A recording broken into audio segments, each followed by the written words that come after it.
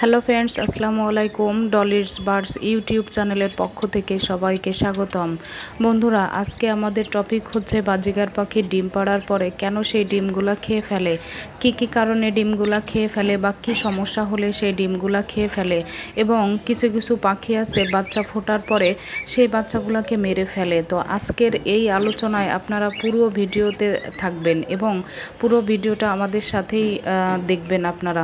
তাহলে চলুন আমরা মূল আলোচনায় চলে যাই। যাদের বাজিগার পাখি ডিম পাড়ার পরে বাচ্চা ফোটাতে পারেন না বা অনেকগুলা ডিম পাড়ে সেই ডিমগুলা ফোটে না, বা কিছু কিছু পাখি আছে সেই ডিমগুলা খেয়ে ফেলে, এই সব সমস্যার সম্মুখীন নিয়ে যেসব পাখালরা ভুগছেন আজকে তাদের জন্য আজকের ভিডিওটা। যারা নতুন পাখি পালন শুরু করেন তারা অবশ্যই বুঝে উঠতে পারেন না যে কিভাবে এর সমাধান করব।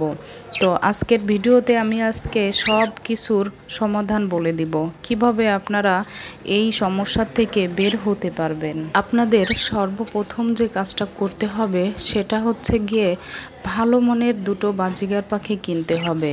তো ভালো মানের বাজিগার পাখি যদি আপনি কোনো বাসা থেকে বা কোনো দোকান থেকে কিনেন, দোকান থেকে যদি কিনে থাকেন তাহলে আপনারা প্রতারণা হওয়ার সম্ভাবনা বেশিরভাগই থাকবে। আর যদি কোনো ব্রিডারের কাছ থেকে বাসার থেকে পাখি কিনে নিয়ে আসেন তাহলে সেই পাখিটা বেশি ভালো হওয়ার সম্ভাবনা থাকবে। তো পাখি যখন আমরা কিনে নিয়ে আসব তখন পাখিকে খাঁচার ভিতরে এনে অমনি আমরা ব্রিডিংয়ে দিব না। আমরা সর্বপ্রথম যে কাজটা করব, পাখির খাঁচার ভিতর যদি হাঁড়ি থাকে তাহলে সেটাকে বের করে রাখব।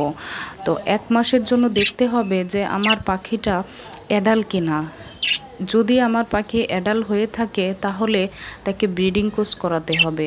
ব্রিডিং কোর্স অবশ্যই করাতে হবে। যদি আপনি ব্রিডিং কোর্স না করায়ে হচ্ছে গিয়ে পাখিকে আপনি ব্রিডিংয়ে দেন তাহলে অবশ্যই আপনার সমস্যার সম্মুখীন হতে হবে।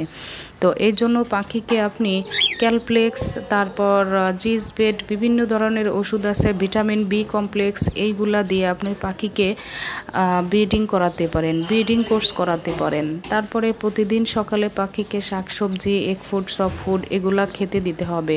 আর পাখি যদি এগুলা খাওয়া অভ্যাস না থাকে তাহলে অভ্যাস করতে হবে। এভাবে আপনি 1 থেকে 2 মাস আপনার বাসায় পাখিকে যত্ন করবেন। তারপর যখন আপনি দেখবেন যে আপনার পাখি মিটিং করতেছে তখন আপনার পাখিকে মিটিং করার পরে আপনি হাঁড়ি দিয়ে দিবেন। হাঁড়ি দেওয়ার দেখা যায় 15 থেকে 20 দিনের ভিতর বাজিগার পাখি ডিম পাড়া শুরু করে, এবং বাজিগার পাখি 3 থেকে 4টা, এমন আছে 5টা, 6টা, 7টাও ডিম পেড়ে থাকে। তো যদি ডিম পাড়ে তখন আর আপনি পাখিকে কোনো ধরনের ভিটামিন, ক্যালসিয়াম খেতে দেবেন না। যদি আপনি খেতে দেন তাহলে আপনার পাখি আবার ব্রিডিং মোডে চলে আসবে আর ওই ডিমগুলোকে নষ্ট করার জন্য মরিয়া হয়ে উঠবে। এই জন্য আপনি কখনোই পাখিকে ব্রিডিং দিবেন যখন ডিম বাচ্চা করবে তখন আর কোনো প্রকারেরই ওষুধ খেতে দেওয়া যাবে না। এটা হচ্ছে দ্বিতীয় কথা। এরপরে যে কথাটা বলবো সেটা হচ্ছে বাজিগার পাখি বাচ্চা ফোটার পরে কেন সেই বাচ্চাগুলোকে খেয়ে ফেলে। তো বাজিগার পাখি যদি আমরা দোকান থেকে কিনে নিয়ে আসি তখন দেখা যায় দোকানদাররা ঠিকভাবে যত্ন করে না। ওরা কিন্তু এগ ফুড, সফট ফুড খেতে দেয় না, জাস্ট শুধু সিড মিক্স দিয়েই বাঁচিয়ে রাখে। তো এই জন্য পাখি যখন আমরা বাসায় এনে অমনি ব্রিডিংয়ে দিয়ে থাকি তখন কিন্তু ওদের শরীরে একটা ঘাটতি থেকে যায়। সেই ঘাটতির কারণে পাখিগুলা কিন্তু ডিম পাড়ার পরে খেয়ে ফেলে, এবং বাচ্চা ফোটার পরে কিন্তু সেই বাচ্চার খোসাগুলোকে খেতে খেতে বাচ্চাগুলাকে কিন্তু মেরে ফেলে। এই জন্য আপনাদের পাখিদের প্রতি অবশ্যই খেয়াল রাখতে হবে যে আপনারা পাখি দোকান থেকে কিনে এনে অমনি আপনারা ডিম বাচ্চা করানোর জন্য পাগল হয়ে যাবেন না বা চেষ্টা করবেন না। যদি আপনারা চেষ্টা করেন তাহলে আপনাদের পরিণতিও এই অবস্থা হতে পারে। এজন্য অবশ্যই সাবধান থাকতে হবে। আপনার পাখিদের কিন্তু অবশ্যই গ্রিট খেতে দিতে হবে। যদি গ্রিট খেতে না দেন তাহলে কিন্তু এই সমস্যার সম্মুখীন হতে হবে। এজন্য আপনারা পাখিকে এগ ফুড, সফট ফুড এবং গ্রিট এবং ভালো মানের সিড মিক্স খেতে দিলে আশা করি এই ধরনের কোনো সমস্যার সম্মুখীন আপনাদের হতে হবে না। বা পাখিদের ডিম বাচ্চা করানোর আগে অবশ্যই ব্রিডিং কোর্স করাতে হবে। ব্রিডিং কোর্স করালেই কিন্তু আপনার পাখি বেশি বেশি ডিম বাচ্চা পারবে এবং একটা বাচ্চাও মারা যাবে না, আর পাখি কিন্তু এই ডিম বাচ্চাগুলো নষ্ট করবে না। এজন্য আপনারা অবশ্যই খেয়াল রাখবেন পাখির যত্ন নেওয়ার জন্য। পাখির যদি ভালো করে যত্ন নেন তাহলে কিন্তু এই ধরনের বিপদ থেকে আপনি বেঁচে যাবেন। আমরা পাখি যখন কিনে নিয়ে আসি তখন কিন্তু বাচ্চা ফোটানোর জন্য মরিয়া হয়ে যায়।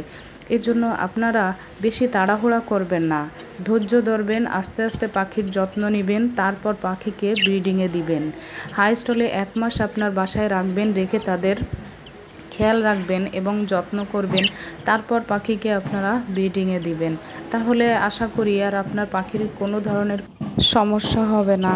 আর যদি কোনো সমস্যা হয়ে থাকে তাহলে আপনারা আমাকে কমেন্ট করে জানাতে পারেন যে আমি এখন কি করব বা কি করলে আমার পাখি সুস্থ থাকবে। তো এই সব সমস্যা নিয়ে যারা ভুগতেছেন তারা অবশ্যই আমার ভিডিওটা দেখবেন।